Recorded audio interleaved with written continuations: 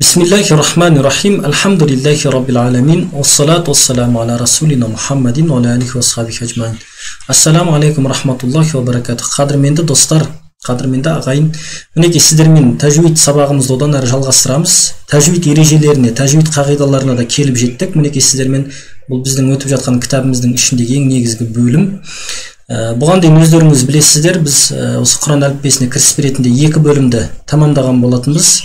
Және де ол жердегі жаттығуларды оқу арқылы біраз өткен ережелерімізді пысықтап алдық. Енді мінекей бүгін тәжвид қағидаларынан бастаймыз, қадірменді ағайын. Бұл ең негізгі әрі өзекті бап. Неге? Өйткені бұл тәжвид ілімі қағидаларын үйрену әрбір адамға уәжіп. Неге? Өйткені біз намазда тұрған кезде Құран оқимыз, сол намаздағы оқылатын Құрандарды дұрыс оқу бізге міндет. Егер дұрыс оқымаған жағдайда намазымызда нұқсандық болуы мүмкін. Сол себепті тіпті кейде сөздердің мағынасы да өзгеріп кетуі мүмкін. Сол себепті осы тәжвид қағидаларын жақсы меңгеріп, Құран әліппесінің бәрін жақсы меңгеріп, Құранды жақсы оқу жалпы адам баласына уәжіп болған амалдың бірі. Енді бұл тәжвид ережесіне неге тәжвид ережесі деп аталады? Тәжвид ережесі дегеніміз бұл Құранның ішіндегі Құранды оқыған кезде тоқтайтын жері болады, жасырып оқитын жері болады, созып оқитын жері болады. Мінекей осылардың бәрін үйрететін ілім. Енді мысалға тәжвид ережесінің маңыздылығына бір-екі мысалға тоқталып өтейік. Мысалға мына исмун деген сә, сақаушы айтатын сәмен келген сөз исмун, күнә деген мағынаны білдіреді. Енді соған ұқсас сөз исмун, син сөзімен келген исмун. Егер осы екеуін біз махражды, яғни дыбысталуын әріптердің дұрыс атамай оқитын болсақ, мысалы исмун сөзі келсе, Құранда егер біз исмун деп жіберетін болсақ, онда мінекей есім деген, ат деген мағынадан күнә деген мағынаға ауыстырып жібереміз. Тура сол секілді мысалы халақа, тамақтан айтатын хамен келген сөз, одан кейін таңдайдан айтатын хамен келген сөз халақа. Екеуі былай қараған кезде дыбысталулары ұқсас.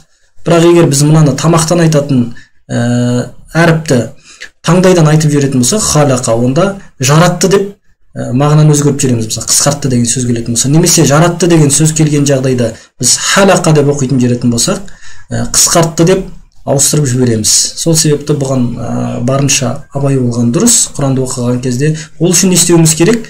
Біз алдында жоғарыда айтқанымыздай әрбір әріптің дыбысталуын дұрыс меңгеруіміз керек. Әрбір әріптің хақысын беруіміз керек. Жуан әріп пе, жуан әріп, жіңішке әріп пе, жіңішке әріп. Тура сол сияқты мысалға Құранда бөліп оқитын жерлер келеді, қосып оқитын жерлер келеді әріптерді. Мысалға мән рақ деген сөз, дәрігер кім деген мағынаны білдіреді. Оны біз қосып оқымаймыз. Ал енді мына жерде маррақ деп егер қосылып кететін болса, бұл онда сорпа пісіруші деген мағынаны білдіреді. Сол себепті осындай бір нюанстар бар Құранда. Бұны алдыда өтетін боламыз. Жалпы мына сіздерге кіріспе ретінде кішігірім тағылым болсын деп айта кетіп жатқаным. Бұл бетті өздеріңіз оқып алсаңыздар, нұр үстіне нұр болар еді. Енді бұл тәжвид ілімінің уәжіп екендігіне дәлел Құранда аузу биллахи минаш шайтанир раджим бисмиллахир-рахманир-рахим ва раттилил Құр'ана тартила дейді. Алла тағала Құранды өте анықтап оқы дейді. Али радиаллаху анху осы тартил сөзінің мағынасын дыбыстардың анық дыбысталу деген, яғни Құран оққан кезде тоқтайтын тұстардың біліну деп түсінік берген. Демек, Құранда осы тәжвид ережелерімен дұрыстап оқу баршамызға уәжіп болған амалдардың қатарына кіреді ағайын. Ал енді қадірменді достар, біз осы тәжвид ережелерінен бүгін алғашқы сабақты бастаймыз. Бұл өзімізге белгілі мәд түрлері. Яғни біз алдында өткен болатынбыз, мәд созу әріптеріне әлиф, вау, я әріптер жататындығын. Енді мен кішігірім айта кетейін алдыдағы сабақтарды, яғни мәд түрлері бар, мәд созу түрлері бар, оның түрлері 6 мәд түрі бар. Біз әр сабақта осы екі мәдке тоқталып отырамыз. Өйткені бұл осы тәжвид қағидаларындағы, мен ойлаймын, ең бір меңгерілуі шамалы қиындау келетін бір тақырыптардың бірі деп. Сол себепті осы мәд осы сөзу тақырыбын 6 мәдке біз әр сабақта 2 мәдіне тоқтап барынша түсіндіріп отыруға тырысамыз. Енді мәд не екенін жалпы білесіздер, иә? Мәд дегеніміз бұл әлиф, вау, я әріптері, және созуды білдіреді. Және де алдындағы әріптің харакатына сәйкес осы алиф вау я келетін болса, алдындағы әріптің харакаты екіге созылатындығын біз алдында өткен болатынбыз. Енді мына жерде Құран-ы Кәрімде бұл мысалға мәт әріптерінің орнына алифтің орнына, мәт әріптерінен болған алифтің орнына мынандай мінекей белгі келеді. Мынандай белгі келеді. Осы белгіні жаттап алыңыздар. Егер осындай белгі келген жағдайда, онда алиф бар секілді екіге созып оқимыз. Мысалға, түсініктірек болу үшін мысалын оқып кетейік. Мысалы, ар-рахман. Мына жерде бейне бір алиф бар секілді оқисыздар. Өйткені алдыңғы әріпі фатхамен келіп тұр. Ар-рахман. Мән деп мимнің харакаты фатханы екіге созамыз. Алиф бар секілді. Ар-рахман. Сирата. Сирата. Малики. Малики. Мына жерде бейне бір алиф бар секілді. Бұл Құранда осындай белгімен келеді, қадірменді ағайын. Жақсылап жаттап алыңыздар. Залика. Енді мына жерде тағы бір мәселе бар, қадірменді ағайын. Мысалға, вау және я әрпі бар, мәт әріптерінен болған. Енді Құранда кейбір жерлерде осы мәт әріптерінен болған вау немесе я әрпі келеді, және оның алдындағы әріп фатхалы болып келеді. Фатхалы болып келеді, және де мына осы вау және я әріптерінің үстіне мына белгі келген кезде бұл мәт әріптері оқылмайды, тағы да алиф бар секілді оқылады. Яғни тағы да бір түсіндіріп өтейін. Харакаты фатха болған бір әріптен кейін мәт әріптерінен болған вау немесе я келуі мүмкін. Бірақ қарап отырсаңыз, вау мен я мынау алдындағы әріптің харакаты фатха болғандықтан сәйкес келмейді ғой. Сәйкес келмегендіктен мынандай үстіне белгі қойылады дағы. Демек, мына жерде алиф бар секілді созылып оқылу керек. Сол себепті мына жерге тағы да алифті қоятын болса, бұл жаңағындай келіңкіремейді ғой. Сол себепті тәжвид ережесінде мынандай белгіні қойған. Бұл жерде алиф бар екенін білдіретіндей. Сол себепті сіздер бұл жерде алиф бар секілді оқисыздар, мынау вау мен яны оқымайсыздар. Түсініктірек болу үшін мысалға тоқтап өтейін. Закатун. Мысалы, закаватун деп оқымайсыздар. Закатун. Өйткені мынау ваудың үстінде ешқандай белгі жоқ. Және бұны сукун қылып алайық десек, закаутун деп келмейді, бұл оқылмайды. Бұндай сөз жоқ. Закатун. Сол себепті алиф бар секілді к әрпінің харакаты фатханы екіге созасыздар. Мына жерде алиф бар секілді. Неге? Өйткені мына белгіден біліп аласыздар. Закатун. Закатун. Ал-ғадату. Ал-ғадату. Ас-салату. Ас-салату. Ал-хаяту. Көрдіңіздер ғой? Хаяту. Яғни екіге созасыздар, мына жерде алиф бар секілді. Вауға мән бермейсіздер, ол оқылмайды. Ал-хаяту. Мына жерде енді яның үстіне мынандай белгі келіп тұр. Демек, бұл жерде яны оқымайсыздардағы алиф бар секілді әғып оқисыздар. Муса. Мына жерде де тура сол секілді вауды оқымайсыздарда алиф ә бар секілді әғып оқыдыңыздар ғой. Бұл жерде де тура сондай. Муса. Тарда.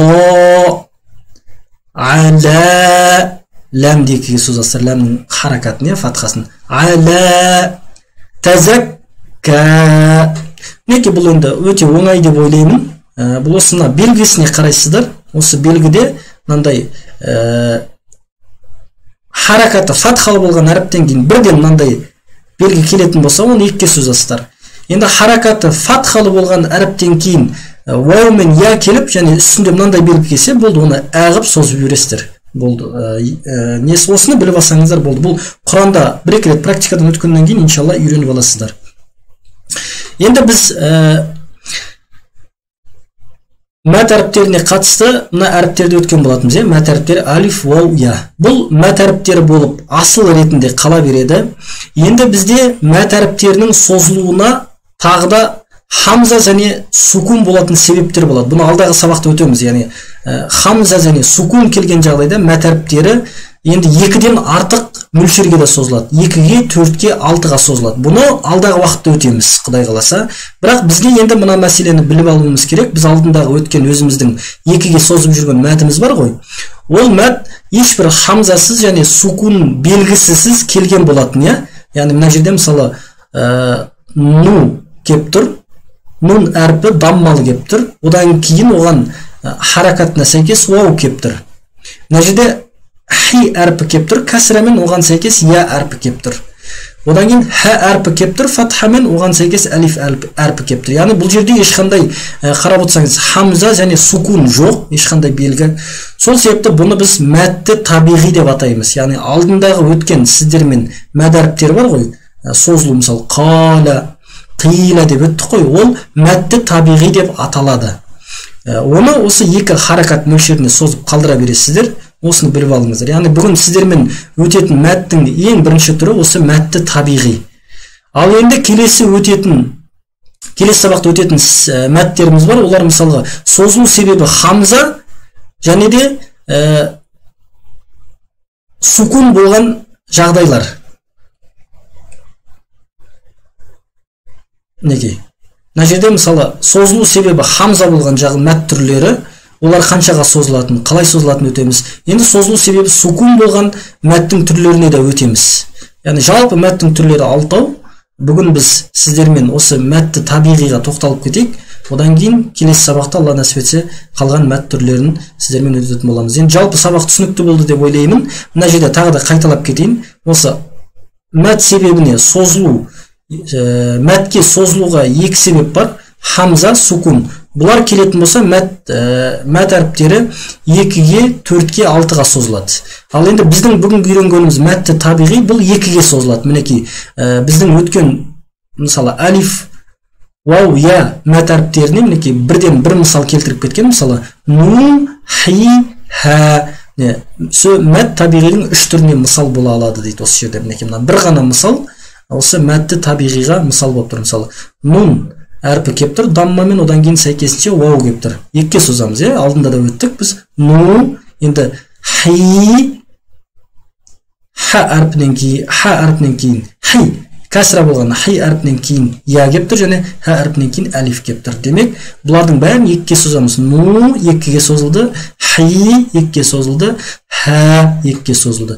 Бұны жалпы мәтті табиғи деп айтылатын екен, мұна түрін. 2-ге созылу түрін мәтті табиғи деп айтамыз. Енді келесі сабақта Алла нәсіп етсе мінекей мәт себебінің 2 түрі бар. Яғни созылу себебіне себеп болатын 2 хамза және сукун бар. Құдай қаласа сол сабақтарға алдыңғы сабақтарда тоқталатын боламыз. Енді Алла тағала ілімдеріңізді арттырсын. Қадірменді ағайын, бұл тәжвид қағидаларын жақсы игеру үшін міндетті түрде дайындықтарыңызда жақсы болуы керек. Мүмкіндігінше, егер уақыттарыңыз болып жатса, біз алдыңғы өтетін сабақтарды өздеріңізде бір көз жүгіртіп өтіңіздер, кішкене түсініктеріңіз қалыптаса беру үшін. Егер уақыттарыңыз болмаса, әрине біз бәрібір сіздермен бұл сабақтарды алдағы уақыттарда Алла нәсіп етсе өтіп тоқталатын боламыз. Енді иншалла үй жұмысына сіздерге қадірменді ағайын осы бүгінгі өткен мәттің созылу белгілер арқылы созылуын жақсылап түсініп алу, мүмкіндік болса Құранды ашып тауып алсаңыздар да болады. Бірақ енді алдағы уақыттарда Құранға практикаға түскен кезде, енді 1-2 мәрте көрген кезде үйреніп аласыздар иншалла. Алла тағала ілімдеріңізді арттырсын. Ва ахиру дауана анил хамдулиллахи раббил аламин.